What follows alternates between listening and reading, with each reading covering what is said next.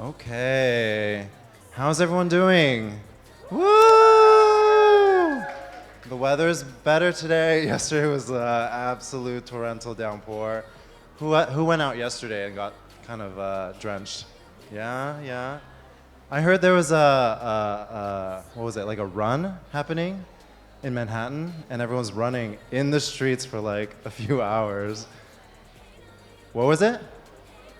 Oh, it was in Brooklyn. Okay. No shade, but it was, wow. Okay.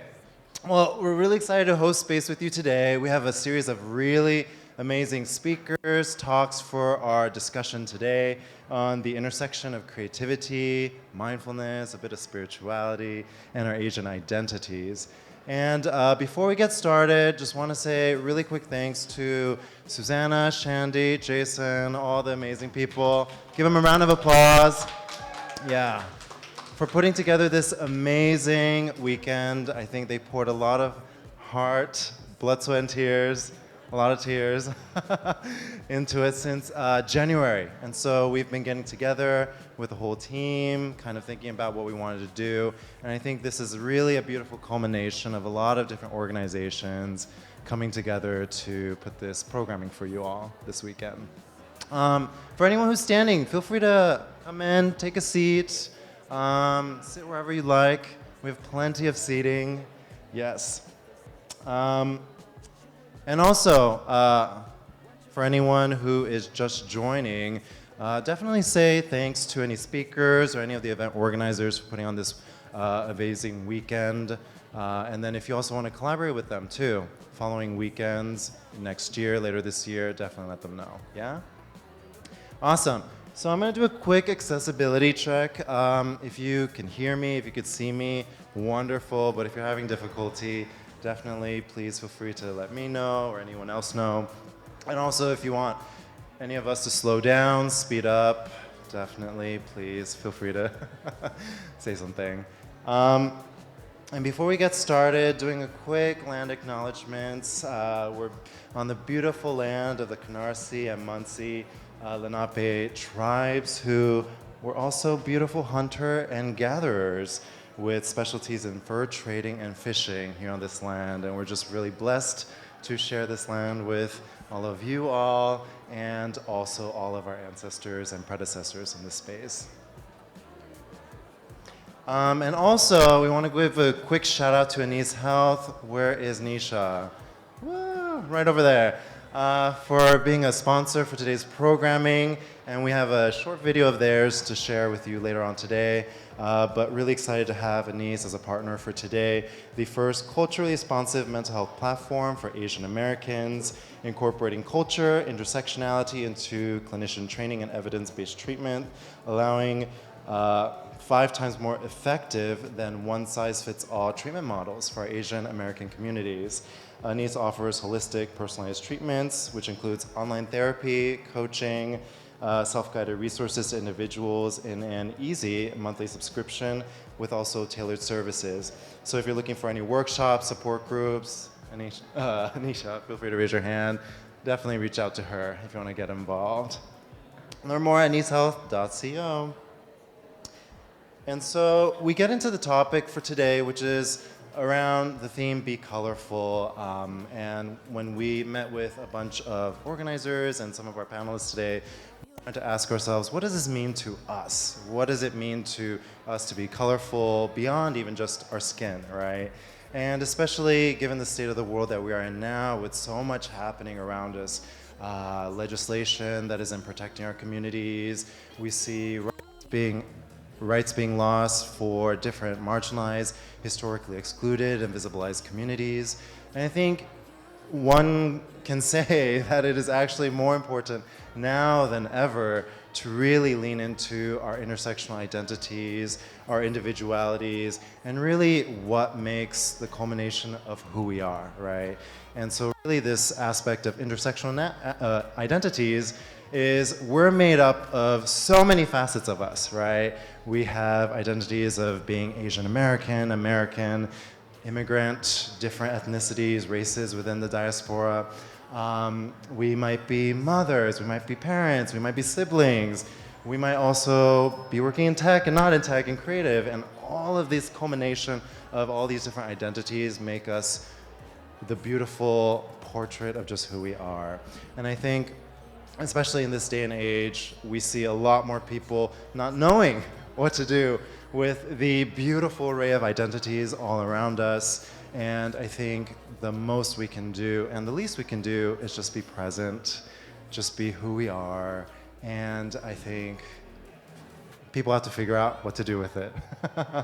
And so, really excited to share space with a lot of amazing speakers this afternoon on just how they're showing up, tips on just what it is that they're doing in their communities, and also figuring out how we can move forward together collectively. I'm like trying to figure out my best setup here. I'm like, should I be over here? Should I be over here? Maybe we'll just like walk around a little bit. Yes. Thank you, I try. Awesome. First I'll start off a little bit about myself. I have a little bit of things I'll share with you all. And really I want to start off with also my colorfulness beyond my skin, my intersectional identities.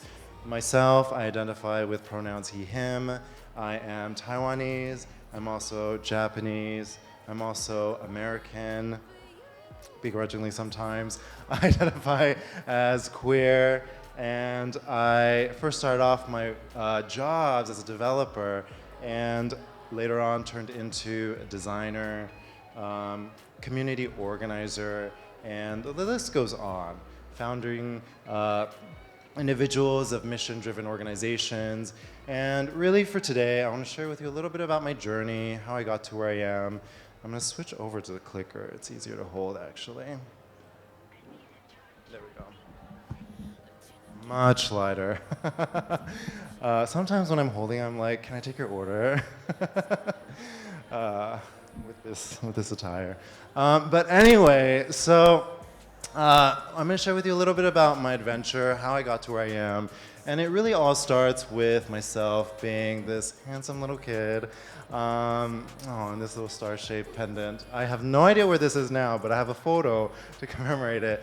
But born to my mother Eileen and my father Takanobu Wakabayashi. They immigrated here into America in the 80s.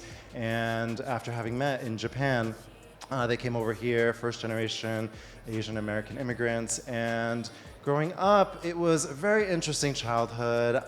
Definitely everyone can share and empathize the struggles of having pressures from first generation American Asian immigrant parents. You have to be perfect, you have to be the pinnacle of success. But I think a lot of stuff just ended up culminating into big shifts for my family. My father ended up getting diagnosed with leukemia when I was about 4 years old, and then passed away when I was 7, and it kind of changed the trajectory of my family. My father was a very militant Japanese man, like nothing short than perfect, and then all of a sudden you had this person who wanted everything to be picture perfect, everything exact, and now I'm just here with my mom and my sister, and it was tough. It was tough.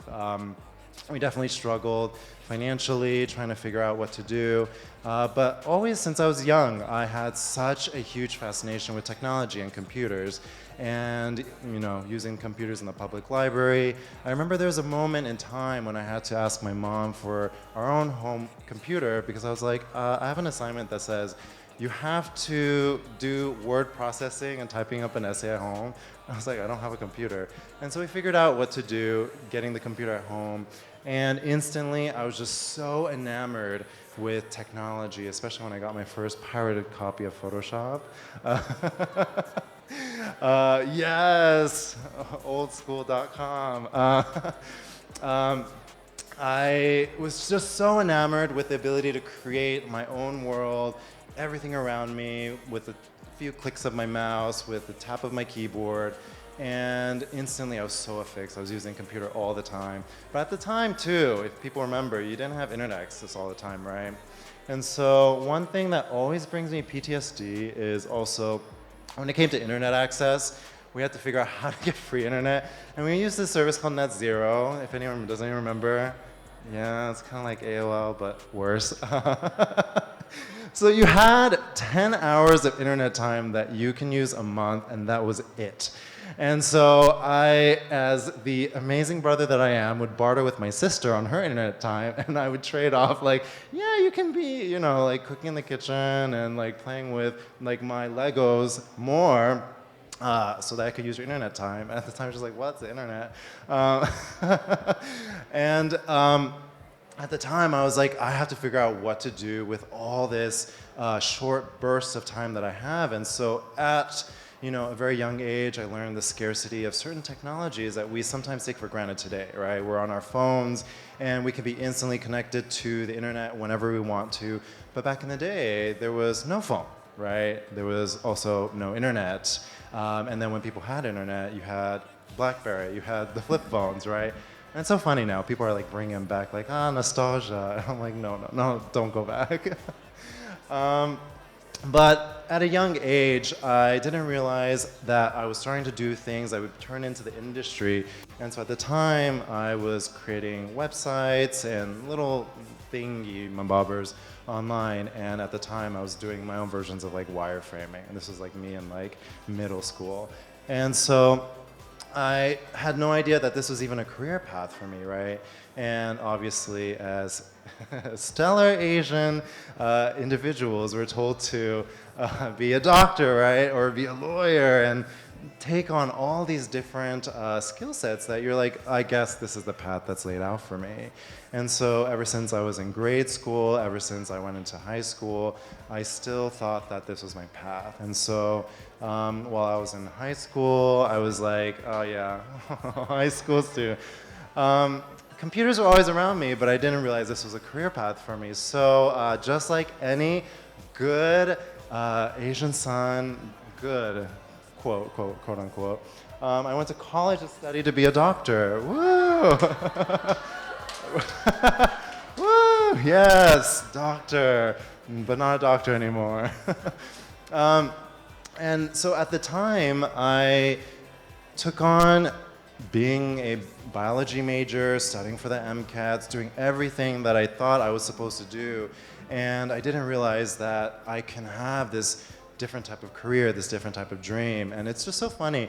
And a lot of the work that I'm doing right now with my organizations and our communities is really thinking about how do we plant that seed? How do we give people the opportunity to feel confident that they have the capacity to be able to take on work within the creative industry? And so within college, just still, I was a stellar pre-med student, did research papers, got a few published, started a public health organization, working in a clinic. I was like, I'm gonna be a doctor.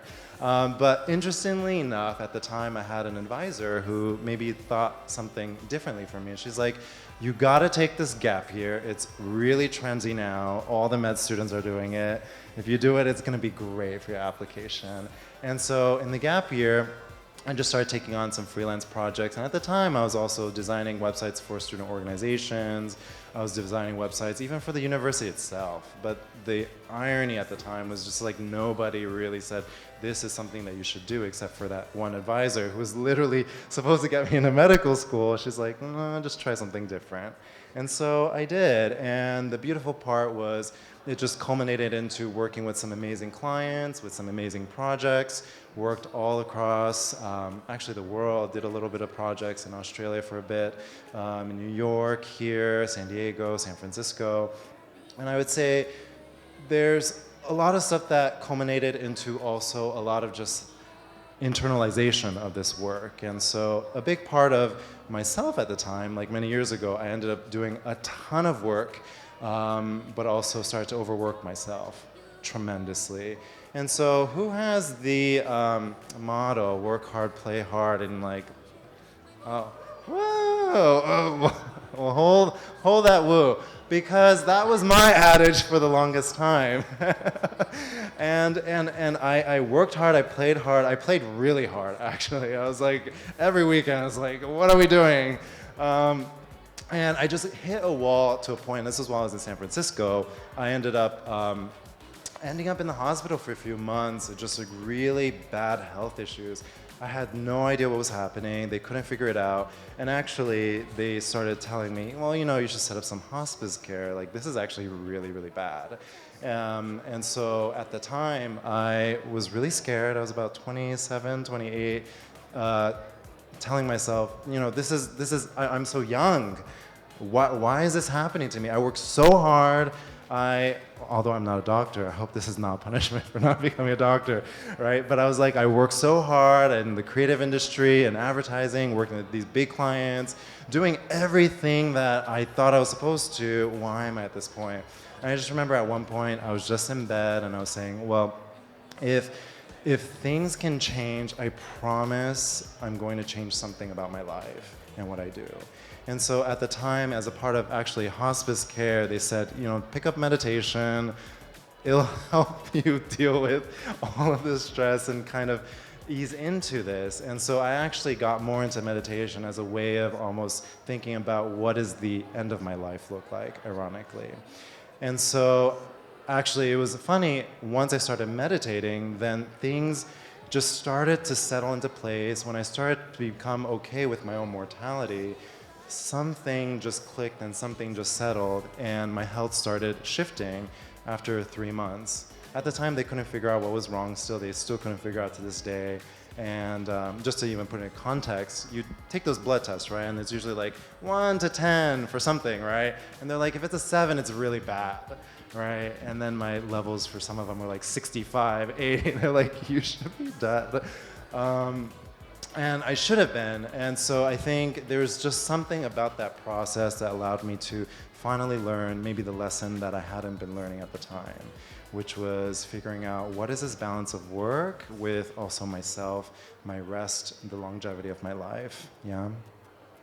And so since then, a big part of my work and the work we do with organizations has been also thinking about what is the concept of rest as a part of our motto. And so just an updated motto: work hard, play hard, but also rest harder. Yeah, I think is a good, yes. Clap for that, yes.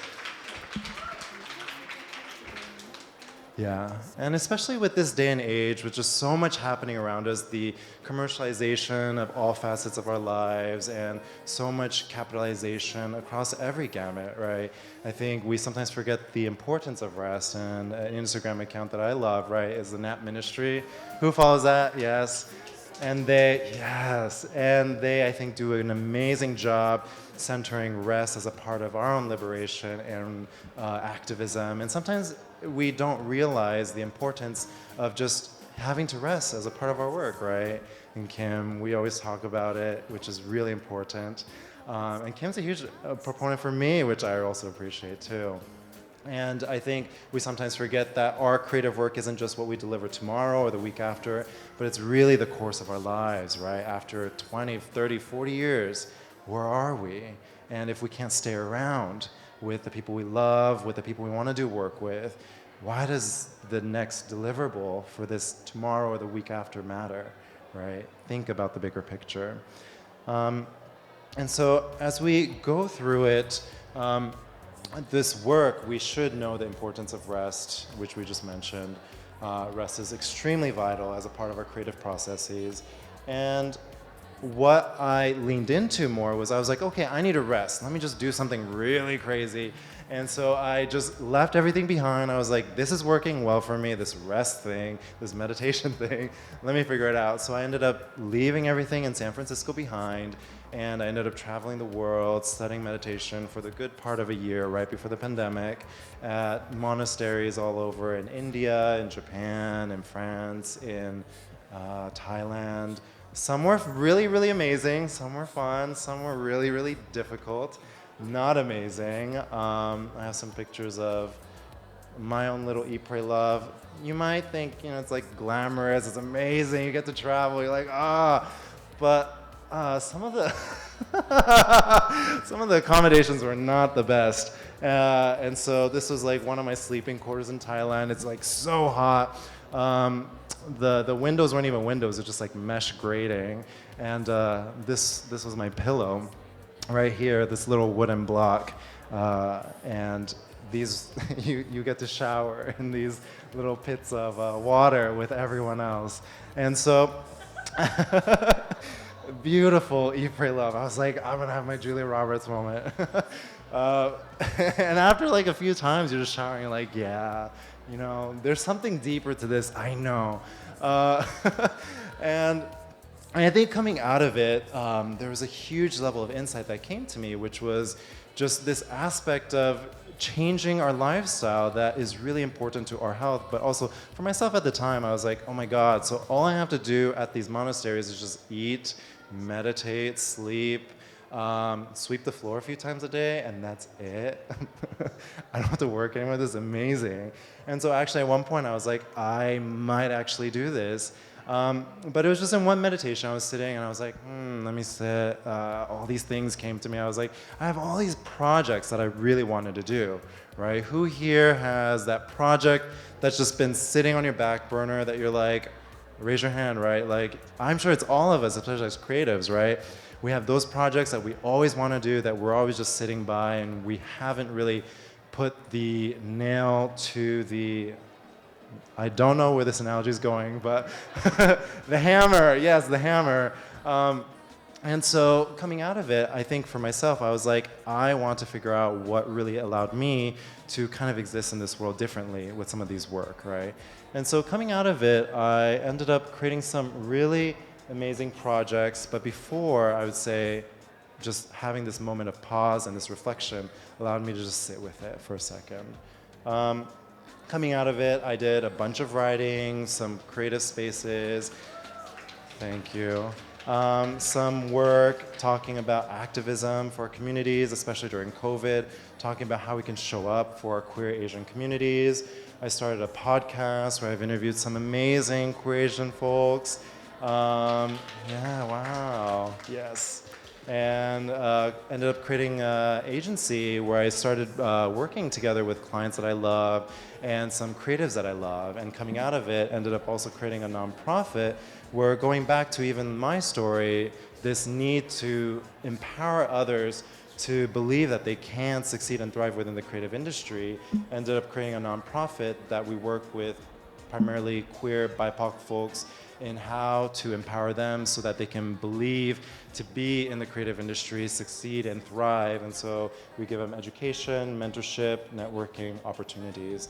And so with all that said, I would say it was an opportunity to sit with just myself at the time when I was meditating, asking myself, well, if I'm just going to be a monastic, let me just try these things. If all else fails, I could always go back to meditate, right?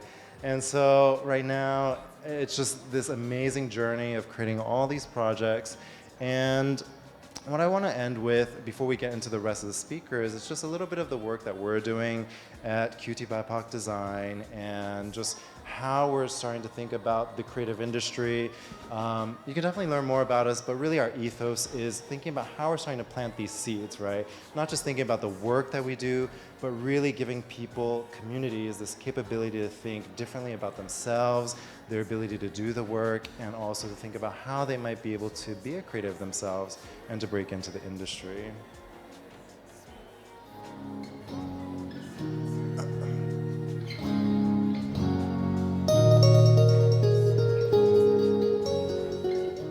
Before attending our boot camp, I was working in a technical business role. I was working entry level at a startup tech company. I had really been focusing on transitioning into tech. I had finished another UX UI program. I had a really severe case of imposter syndrome and felt that I didn't belong in UX design, even after everything I'd learned and experienced. I was working as an architect in an office, but I guess I didn't see quite much my future there. It was really important for me as a queer Black man to be surrounded by peers who also identified as being queer and people of color. That immediately stood out to me. And also, I think it's very empowering to see other queer BIPOC people who are already professionals in the field. I think it gives you a path. My favorite part of bootcamp has been the supportive teachers who encouraged us along the way, gave us great resources, information, advice, and opened a whole network to us after the conclusion of the bootcamp. We actually had constructive feedback that we could use going into the next week about the assignment we were working on. They cared about us learning about these design principles, but they also really genuinely cared about us as beings really prioritized us looking after ourselves. I had a wonderful experience, and I attribute being in a space where I felt seen, I felt heard, I felt belonging and access. My biggest takeaway would be that there is more than one way of arriving at a solution when it comes to design. After this course, I have a much more open and experimental mindset when it comes to taking on projects or trying to problem solve certain things. I do feel more confident about being a UX designer because it really gave me a solid foundation to stand on. I don't really have anything else to say other than definitely take it if you haven't. I would take it again if I could. And so I encourage anyone that is looking to transition into UX design, apply to QT Bipoc Design Bootcamp. They have a wonderful teaching team, a wonderful community that they are cultivating, and just a really supportive environment to learn again together. So thank you.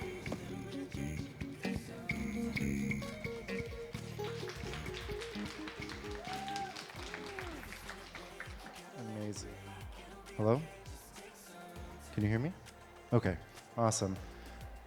Amazing, right? And this is one of my passion projects right now that I'm really excited by.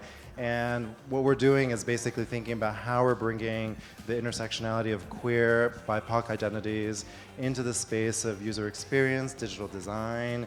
And our last bootcamp cohort, we had folks who, actually, we had very widespread, diverse folks. We had indigenous folks, we had black folks, Latinx folks, Asian folks, and we also had folks zooming in from South America as well. So as we think about the realm of education and who we're learning with and alongside, really thinking about ways that we can really shift that narrative.